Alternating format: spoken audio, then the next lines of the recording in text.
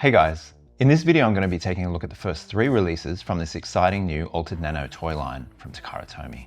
You may have seen the short I put out a few weeks ago, and at that time these were the only 3 pieces announced, but since then there's been a couple more figures shown, which I'll go over later on. But for the time being, it's just the AN-01 Alt Frigate figure, the AN-02 AA Cavall 1024 transforming bike cum mech, and the AN-03 Alt Sloop figure.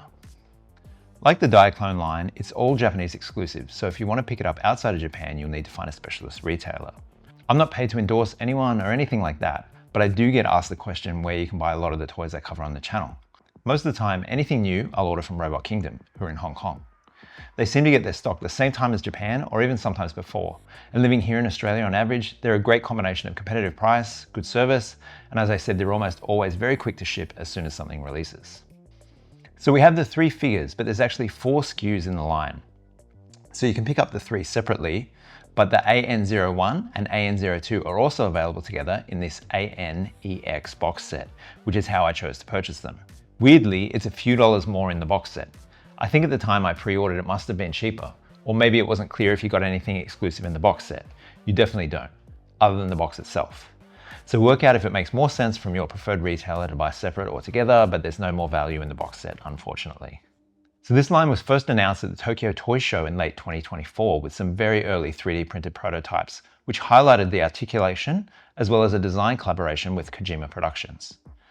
Hideo Kojima is best known for the Metal Gear series of video games, as well as the more recent Death Stranding games. Throughout his almost 40-year career though, he's been perhaps the most visionary of all video game designers, ambitiously pushing the envelope of cinematic gameplay. Kojima-san definitely seems to put all of his energy into projects, and this proposed collaboration had me extremely excited about the line.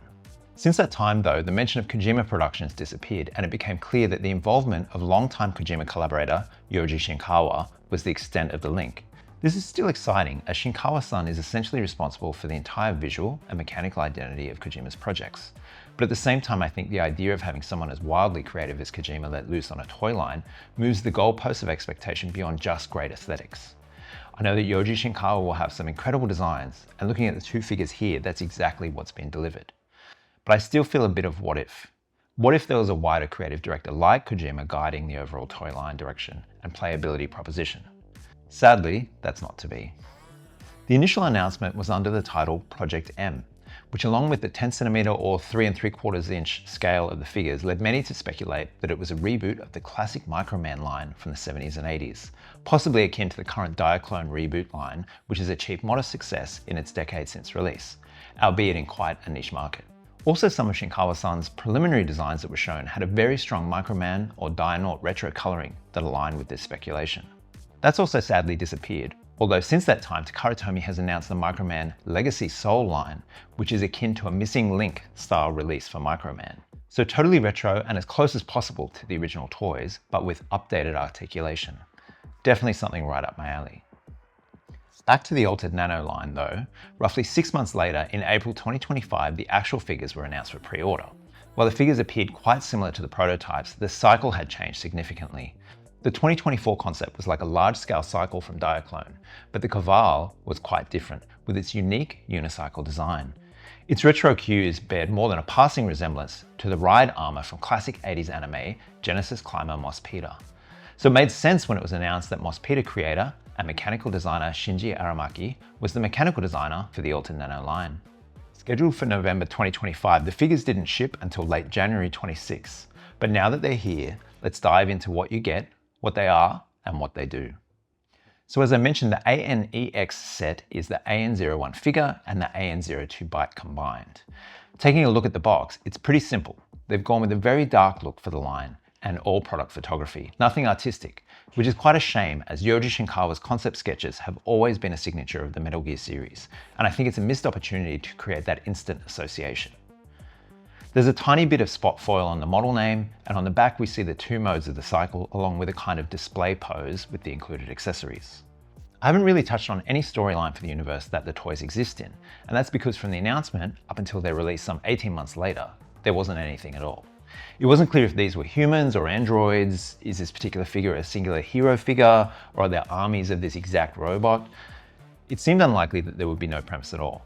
So the alternatives were that they were either still working on it or that it was being intentionally withheld and cryptic. I couldn't imagine they would draw in such high-profile collaborative designers without a clear plan for the line.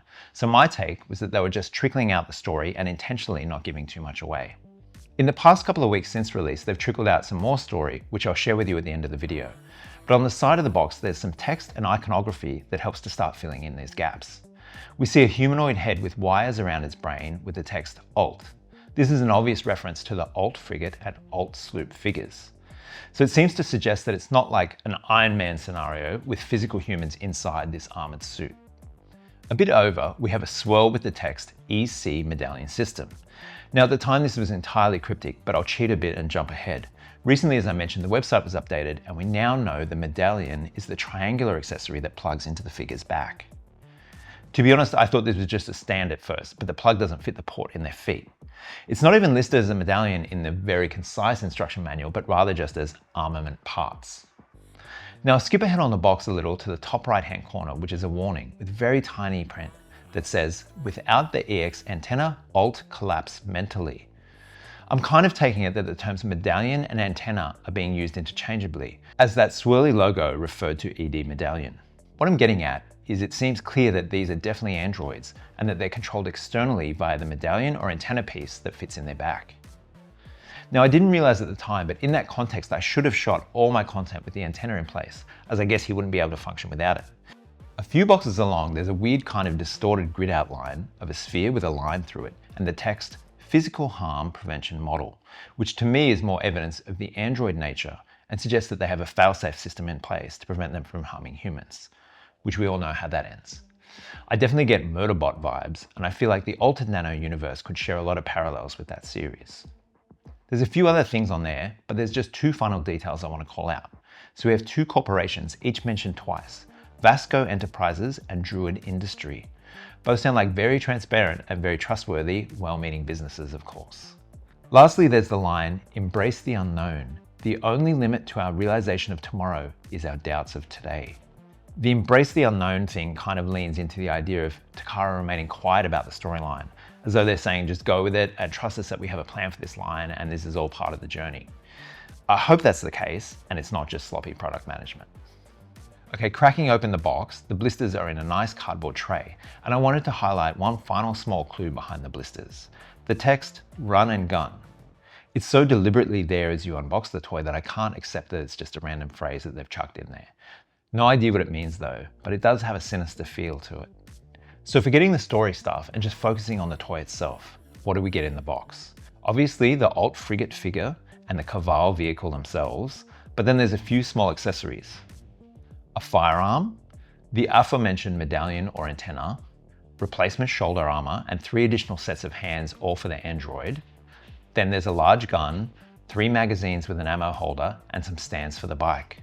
You also get a very concise 4-page manual, as I mentioned before. And I know I'm getting older, but the print is so tiny, this is like 2-point font, if not smaller. Come on guys. There's even a QR code on the inside that goes to, at least currently, an invalid URL. The figure itself looks great, and it's immediately clear that it's Yoji Shinkawa's work. The resemblance to Cyborg Ninja from Metal Gear Solid is obvious. It stands around 10 centimeters or 3 3/4 inch. So it's like a standard G.I. Joe or a Star Wars figure, or my reference would be roughly a Diaclone Versalta figure. While it's mostly colored plastic, there are some painted details and some decals that you need assistance to see. On the face, what looks like vertical lines is definitely the number 01, and underneath, I think it reads, MO code 01 Altered Model Commander. The small orange badge on its chest reads Altered Model, and on my figure it's rubbed down. I feel like that's just a bad decal on my example though, and it's not meant to be intentionally weathered or distressed. There's some more text even smaller below that, but it's illegible on mine. Hyperarticulation is the premise of the series though, and I know this will be controversial. There's a lot of points of articulation. The chest and core are separate and can tilt and even slightly swivel in a naturally subtle way. There's a waist swivel, which again is naturally limited. Legs are single jointed at the knee, but do come back a fair way. The hip joint is disappointingly limited in terms of how high it can raise before it rotates off axis. The feet are on an interesting ball or pivot joint that does have decent friction to help them stay in place once you get them how you want them, but that alone can prove fairly difficult. Moving to the head, this was going to be my biggest criticism, as throughout posing all the cutaway shots I did for the review, his head would rotate completely, but the tilt range was completely limited. He couldn't look up at all and could barely look down. It wasn't until I was working on this actual review that I realized the head is on a ball joint to rotate, but then there's a secondary joint that you can just see below the helmet from the side that will go forwards and backwards, allowing for a great natural range of tilt, looking up and then tilting down to almost touch his chin to his chest. And on mine, it was just super stiff as it was brand new. So if you have these figures, just be confident knowing you just need to be a little bit more heavy-handed the first few times until it frees up. But you'll get much more dynamic posing now that it can look around more. Lastly, the arms. The shoulders have a slight movement forwards and backwards and rotate 360 degrees, which is great. But they can't lift very high at all before the shoulder armor gets in the way. So for a lot of poses, you need to remove it, which is definitely noticeable and a bit of a disappointment. Where it gets controversial though is the elbow and the wrist. You can see this interesting rotating peg design for the elbow, which looks unnatural. It facilitates a complete bicep curl though, which is its greatest strength, other than being able to rotate 360, which seems pointless for an elbow. But it makes it so that you can't always get a natural looking pose from all angles, as you'll almost always have a spot where it looks kind of strange.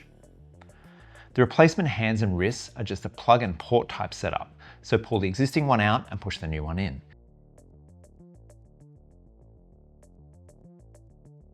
There's 4 sets in total: a closed fist, a slightly open hand that I think works best for the Cavall handles, a hand with a trigger finger for gripping the firearm, and a fairly wide open hand. So the hands rotate 360 at the forearm plug, but have a single axis swivel hinge at the wrist. This means you can get a wide range of motion if you work the 2 variables independently, but I'm constantly having to pop the wrist swivel back into place as it's by far the weakest link and always pops out, to the point that I find it fairly frustrating. No doubt they did this for a reason, and a big shout out to the incredibly helpful TakaraTomy on the TFW boards, who graciously tends to be the Western bridge into the Japanese fandom for these niche lines. He's indicated that a popular theory amongst Japanese collectors is that the unique arm design, both the elbow and wrist, is to aid with better and more natural posing with the Cavall and possibly future vehicles. That makes sense, but I just wish the wrist was more secure.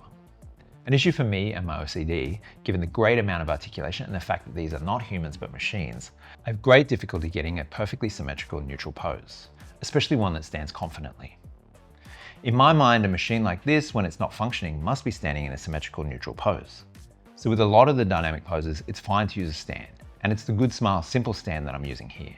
The port on its back is 3mm, but as I mentioned before, he's supposed to have the medallion antenna in there, and there's no port on the back of that, unfortunately.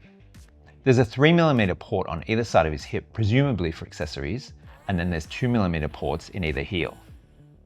At this price point, and given the proposition of realistic posing, I would have loved to have seen some sort of magnets included in the feet, similar to the tiny Dionauts in Diaclone.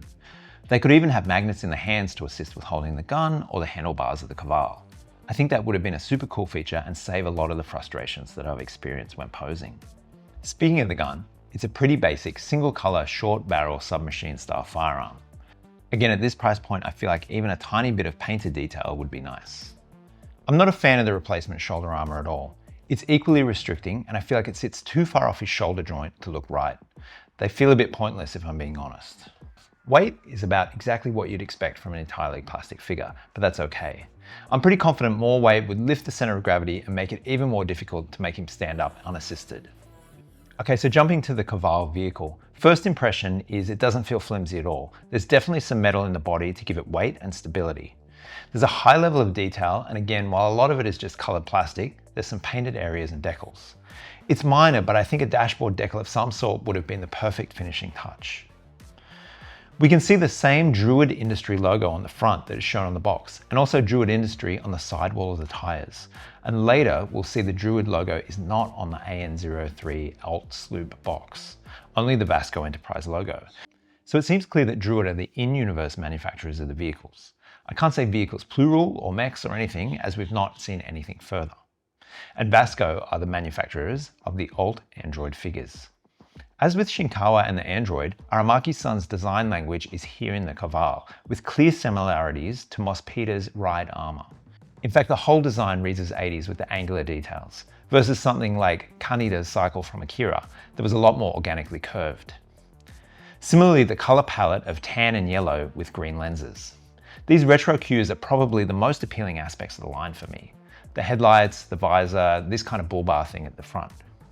There's two metal pins at the rear of the bike that look quite deliberate. Now there's an internal sliding part that we'll see in a second when we transform the mode, and it's possible that they're just visible evidence of pins holding the toy together. But I do wonder and hope that potentially there's some scope for expansion down the track. The tires look gorgeous, but although I know it's expensive and they don't last, I would have loved actual rubber. It's a polarizing opinion, but I'm a total sucker for real rubber tires. I feel like it elevates the whole experience for me. The stand accessory pieces have a pair of 3mm posts and are double-sided. They clip into the post in the center of the wheel hub and then on the fork, standing the bike rotated more forwards than it naturally can sit otherwise. Speaking of posts and ports, we have a few 3mm ports around the bike for accessories and to help with mounting stands. So there's the wheel hub and fork as I mentioned. There's either side, both at the front at the sides of the bull bar and at the back of the bike near the sides of the tail lights. You also have a single 3mm port at the front under the fairing and at the rear up under the seat. I criticized the small firearm for the Alt Frigate for being too simple, but the larger machine gun for the bike has the right balance of blocky detail and a pop of yellow around the tip of the barrel. The tan colored magazine slides into place, and then you have the yellow ammo holder that can accept a spare magazine either side.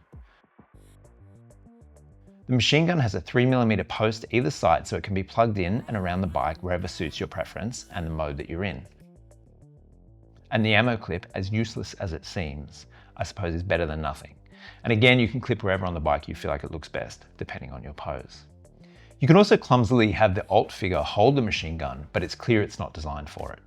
The figure sits nicely on the bike in what I call the ride mode, as I can't see a reference or name to this default mode anywhere. It does clearly, however, label the combat shift mode, which is more of a mech style combat orientation. To transform it, start by unpegging the legs from under the footstand on either side and swiveling them out of the way. Next, rotate the whole wheel hub around and spin the back legs at the yellow joint so that the feet are pointing backwards. This takes a couple of goes to kind of see what's going on and understand the geometry.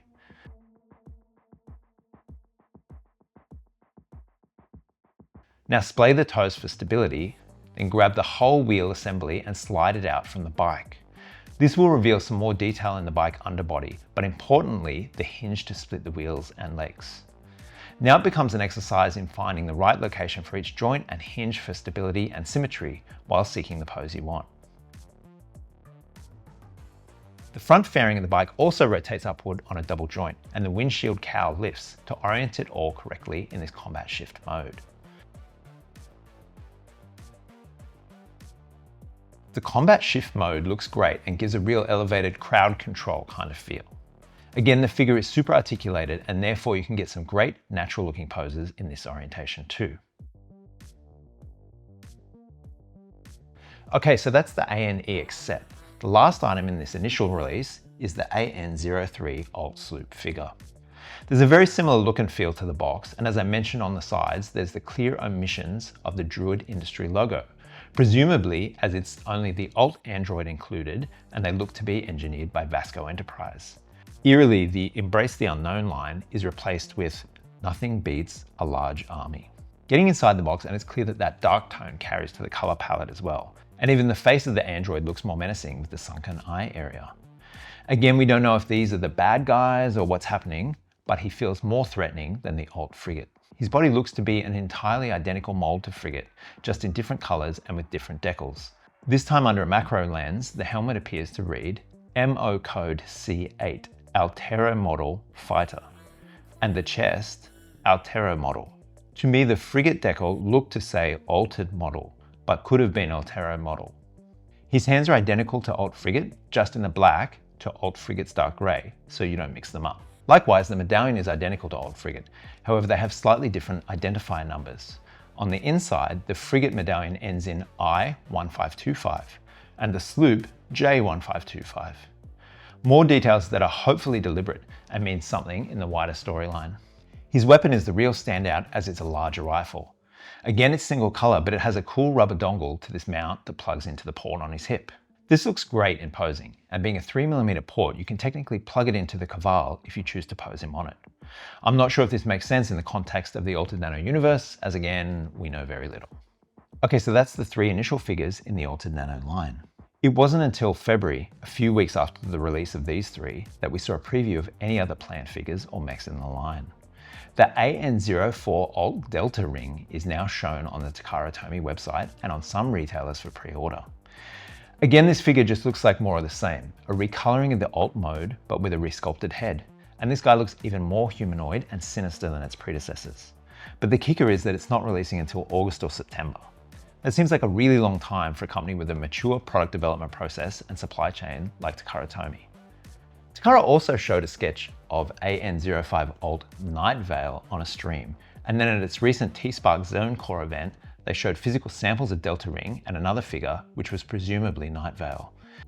It's not clear if these are off-tool samples or painted 3D prototypes, but again, another 6 months seems like a lot of time to leave this new line hanging, and there's still no additional vehicles mentioned at all. Before I close out, I mentioned that there was literally no story background for the entire 18 months from announcement to release, and only in the last couple of weeks Takara have published some more detail. It seems like it's set in some post-apocalyptic dystopian world where Earth's natural resources have been nearly depleted, and war, or at least unrest, has broken out. There's 3 main factions: the CGA, or Corporate Governance Alliance, that looks to be the evil conglomerate focused on profit at all costs. Then there's the theocratic state of Ultar, who are, and I'm paraphrasing, the religious weirdos. Lastly, there's the HCF, or Human Coalition Forces, who are maybe the good guys. They seem like perhaps the Federation in Gundam, starting out with good intentions at least. The premise seems to be that reduction or shrinking technology has been developed in tandem with the Alts, who are, I guess, more mechanical avatars than androids. By shrinking down the Alts, and I assume the spacecraft, deep space travel and exploration has become possible even with limited resources. So each faction has customized the basic Alt for their purposes, but Alt control is limited on Earth and in local space. So it seems like there's possibly armies of humans on Earth controlling warring miniature Alt avatars off in space. And something about an alien structure crash landing on the moon. Maybe that's where the shrinking technology came from, I'm not sure. At least that's what I think it's saying. It's all in Japanese. So overall, how do I feel about the Altered Nano line? Honestly, I think I need to see more of the mechs and what Takara's plan is for the future. I'm sure many of you are in a similar position to me in that your collection is maybe a little bit beyond your means, maybe in terms of cost, maybe in terms of space, likely both. So committing to a new toy line may mean you have to stop collecting another line or even clear out and sell something else from your collection, which is a big ask. I think if the figures were closer to half the price, it'd be a no-brainer. But I do understand it's a very niche line, and without a major IP that would see a global distribution, Takara needs to price it accordingly. The figures certainly are well articulated, but if you're used to posing Gunpla, it's still relatively basic. I'm grateful to Takara for taking a chance on this line. It's very exciting, but I don't see myself going all in here, mainly due to the pricing. I'm also mindful that I'm not getting slapped with any of the US tariffs, so potentially it's an even more difficult proposition if you're in the US. I'm definitely excited though to see what's to come in terms of vehicles, accessories and playsets, so never say never. If you have picked up anything from the Altered Nano line, I'd love to hear your thoughts in the comments. Thanks so much for watching, and I'll see you again soon.